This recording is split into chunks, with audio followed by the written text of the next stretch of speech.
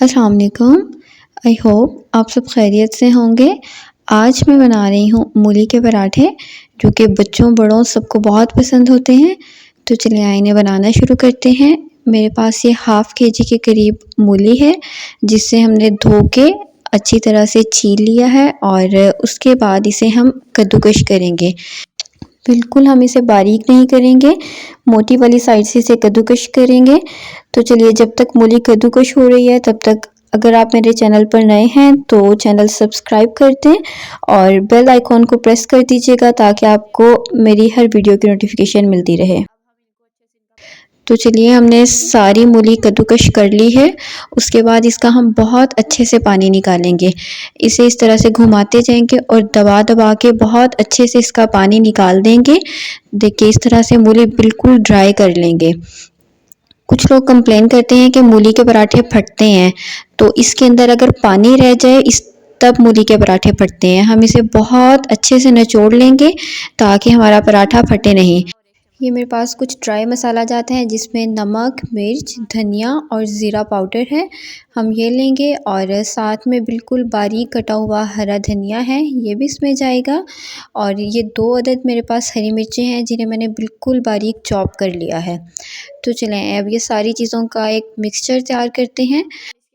एक खुला बर्तन मैंने लिया है जिसमें कि सारी चीज़ें बहुत अच्छे से मिक्सअप हो जाएं। तो इसके अंदर एक एक करके हम सारी चीज़ें ऐड कर देंगे। मैंने इसमें मूली, हरा धनिया, हरी मिर्च और तमाम ड्राई स्पाइसेस ऐड कर दिए हैं और अब मैं इसको बहुत अच्छे से मिक्सअप कर लूँगी और एक बहुत ही अच्छा सा हम मिक्सचर इसका तैयार कर लेंगे।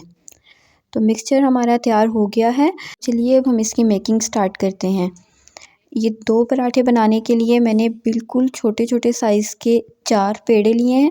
हम ज़्यादा बड़े साइज़ का पेड़ा नहीं लेंगे, बिल्कुल छोटे साइज़ का पेड़ा लेंगे और इसे बिल्कुल मैंने मीडियम साइज़ का बेल लिया था और दरमियान में हमने मूली की स्टफिंग रखी है और ऊपर से दोबारा से इसके ऊपर एक रोटी छोटी सी बना के रख दी है। एयर बबल्स हमने पहले रिमूव कर लेने हैं और फिर हम इसकी साइड्स बहुत अच्छे से लॉक कर देंगे। हाथ से प्रेस करते हुए इसे हम मीडियम साइज़ का बेल लेंगे। बिल्कुल शुरू में ही हम बेलन का इस्तेमाल नहीं करेंगे वरना पराठा फट जाएगा। पहले जितना मुमकिन होगा हम अपनी उँगलियों की मदद से इसे बढ़ाएंगे और फिर हम इसे बेलन की मदद से बिल्कुल बारीक सा पराठा बना लेंगे। हम जब भी स्टफ़्ड पराठा बनाते हैं तो उसे हम कोशिश करते हैं कि जितना हो सके हम उसे बारीक बेलें, क्योंकि अगर हम स्टफ़्ड पराठे को मोटा बेलेंगे तो स्टफिंग भी होगी तो वो कच्चा कच्चा सा अंदर से फ़ील होता है। पराठा मैंने बहुत अच्छे से बेल लिया था और उसके बाद गरम तवे पे पहले तवे को बहुत अच्छे से गरम कर लेंगे। उसके बाद इसके ऊपर पराठा डालेंगे और मीडियम टू लो हीट पे इसे कुक करेंगे। हाई हीट पे हम इसे कुक नहीं करेंगे वरना इसका कलर गोल्डन ब्राउन की बजाय ब्लैकिश ब्राउन आएगा।